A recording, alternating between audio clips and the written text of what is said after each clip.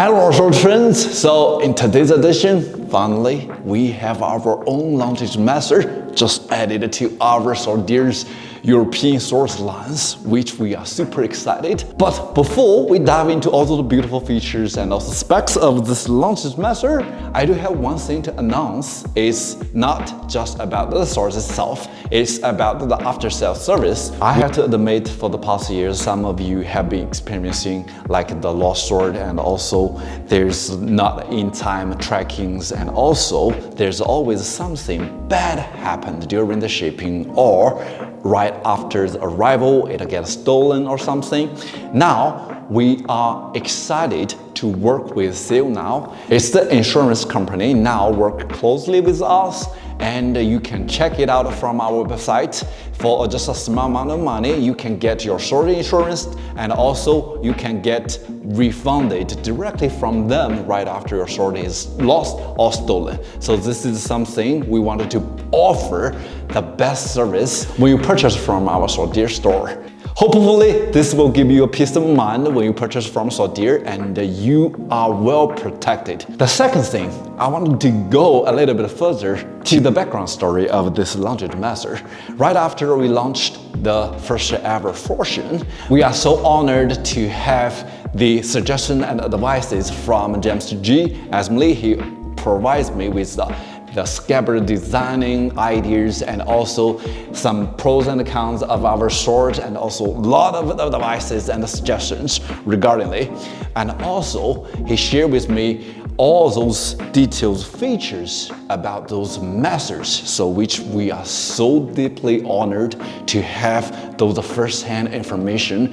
But the longitude master we are about to releasing today is not directly designed by James Elmslie. And also good news, we have a new design for the masters, which is wholly designed by James Elmslie, is on the way. So this is you can take it as a trial we have been done. You can take this longitude master as a trial from our Swordier by our swordsmiths, because we have like so little experiences in the masters and the fortune. We are growing, we're taking all those advices and the feedbacks from you guys. So I wanted to start launching this one first. So this is the two things I wanted to address to you guys, and this is the whole background story I can share with you. Now we're back to the longitude master we're gonna share today. As you may notice, you will find all those adornment and decorations passed along from the longsword we launched in last week, which you will find a lot of like a common ground. Blackened still here for the protection hand stitch right here. Due to the sword blade geometry for this longitude master, we designed this scabbard to be able to open up on the upper body. We use the wood for the hilt right here with the 3 pinned to lock the tongue. It's futon and a pinned pommel right here. You may notice that. Polished pommel and also the crossguard, very slim. Instead of using like a 2 plate of wood to cover up the hilt, we kind of like using it in one piece to design like this. I'm not sure if it is good design or not. I would love to hear you guys' advices. Now, I'm stepping up to give you close up of the scabbard right here, and I will explain why we designed like that. And as you can see from the upper body here, you can easily take out the kind of like the safety lock right here, like this, because for this blade itself, now I'm showing the true face of this longitude master. You will notice that it has like a multiple scallops. If you judging from the James Elmslie's typology, it's gonna be falling into the type 3E. It can easily sliding into the scabbard very easily with a upper body opened from here. Now I'm opening up. You can basically do something like this. As you can see, it's quite open here. You see, this is how we sliding through the blade inside. I wanted to share more specifications of this beautiful blade.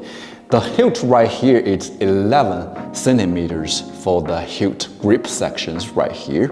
And also the blade width right here is 3.5 centimeters. Now, this blade is the steel tapered for sure. From the base right here is 5 millimeters. All the way to the tip right here, around this part is around like a 2.5 millimeter.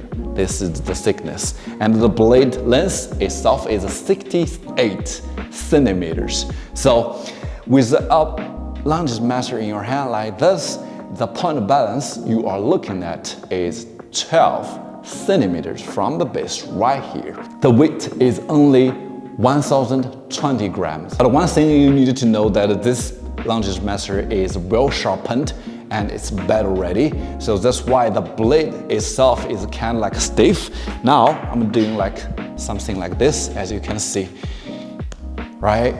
So this is definitely gonna be a really good cutter, as you may notice that the slim body and there's no secondary bevel sharpening on the blade as well, as you can see from here.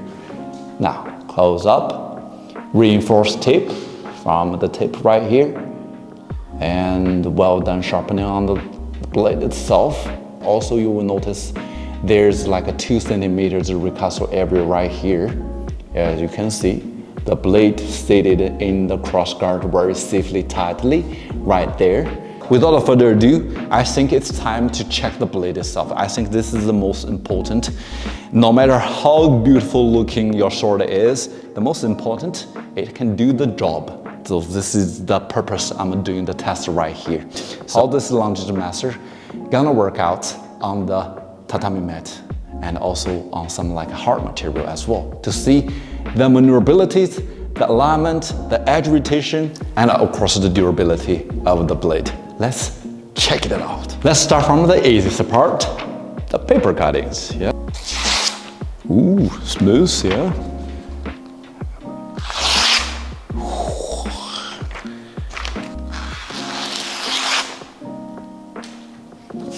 Well sharpened. But let's see how it's gonna work out on the tatami mat we have here.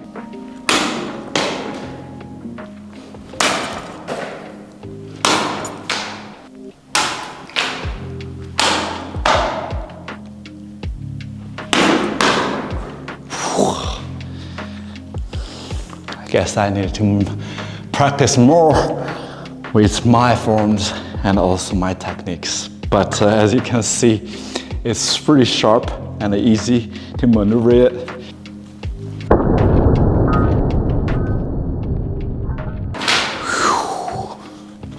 Beautiful. See? This is how sharp it can be. Now we are making 2 rows of tatami together to see how it will handle all this bigger size of the tatami mat.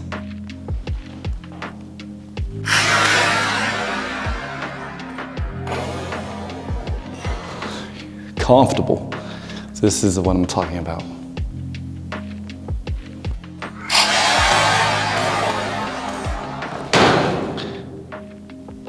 The edge alignment is beautiful, as you can see.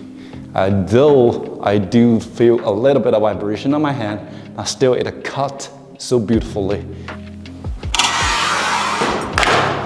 Wow. I just shared the result of the cutting edge. As you can see, it's pretty smooth, right? I did my best to try out like a double cuttings, but still, it's quite challenging for me.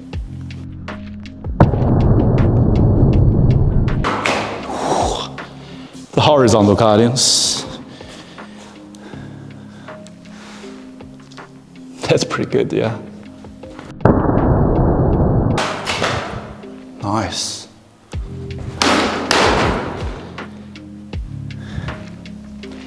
Still fit. Like what I tested, as you can see. The first attempt is always okay, but when it comes to the second cut, in a rush time, the alignments, for me, I'm not like doing it good enough. This is the second cut. All right, so definitely I need more practice, but this sword is proved can do the job really beautifully for the cutting tatamis. Let's have some fun time with those beer cans. It's already emptied and refilled with water. So let's see how it's gonna work out on the sharpness of this beautiful blade. All right, it's still spring still, but let's see how it's gonna work out.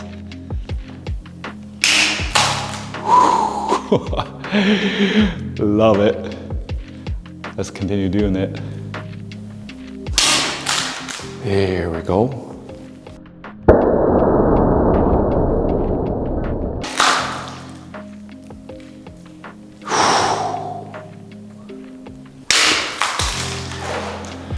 I don't think I have to say much about the sharpness, even on the tinfoil can, right?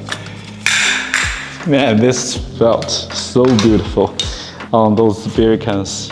This is the proof. It has all the water in it, all beautifully done. This is the water bottle. As you can see, you can check from the cutting edge, right? 2 bottles. All right, so this is our old paw, the dry bamboo. So we're gonna test the edge rotation on this beautiful blade. Let's see how it's gonna work out on this dry bamboo. We tested actually last week using the 2-handed longsword. So let's see for the 1-handed sword, how it's gonna work out. So to be careful with the dry bamboo, since I already tested for you, you don't have to do that because I do that for the abusive testing purposes to test the edge rotation in some like severe or like different situations. So I want you guys to, I just thought this is like our manufacturer's responsibility to test all the limitations so you have it in your backyard. You can have fun and also safely.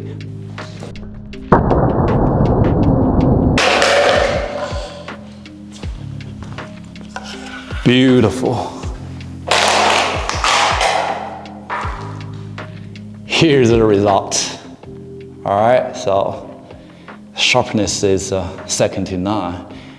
I'm just telling you, you see how thick the bamboo is and how dry the bamboo is. It just works out so good. There's nothing affected this beautiful blade. As you can see, there's no dented edge, no blade chippings. Beautiful. Let's give it one more try, one more run. Almost right there. As you can see from here, right? Like what I said, this is the most fearsome and also scary part of any swordsman who like practice those cutting. It cut in the middle, kind of like bend it on the blade, but as you can see, this blade just performs so good, right? Even if you did it wrong, and this is the most scary part, like cutting in half and stop in the middle, it might break the blade, but it's not. That's the beauty part of the spring steel. And also the credit goes to our swordsmiths for forging a sword with that durability and also the beautiful edge rotation right there. So I don't think I have to done much about this beautiful blade. In the final test, we always use the papers.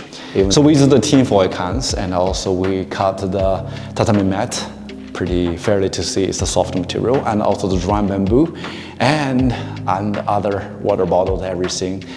Right after all those things are going through, let's see the edge rotation and the sharpness right after the cuttings. This is also important as well. That is the determining factor of the maintenance of your blade. When you have it, let's take a look. It doesn't stop there, right? So as you can see, this is the most heavily impacted every year I tested.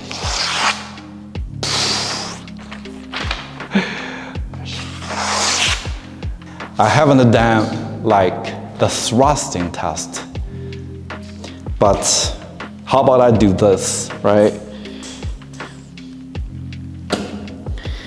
Now, as you can see, I just thrust the sword into the blade, into the wood like this. I'm shaking it.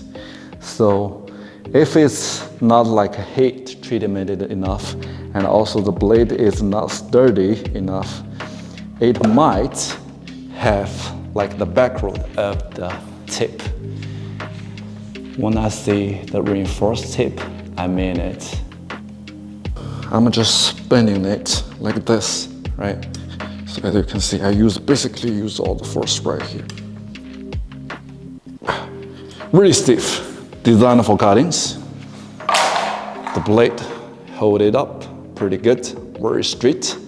Nothing changed. I think the result proves everything, right? For longitude masters, although it's a trial will be done in our factory, but still it proves a lot of things. This is gonna be like a cornerstone to our next product, which is wholly designed by James G. Elmslie. We got a confidence, but of course we're gonna release this longitude master as well.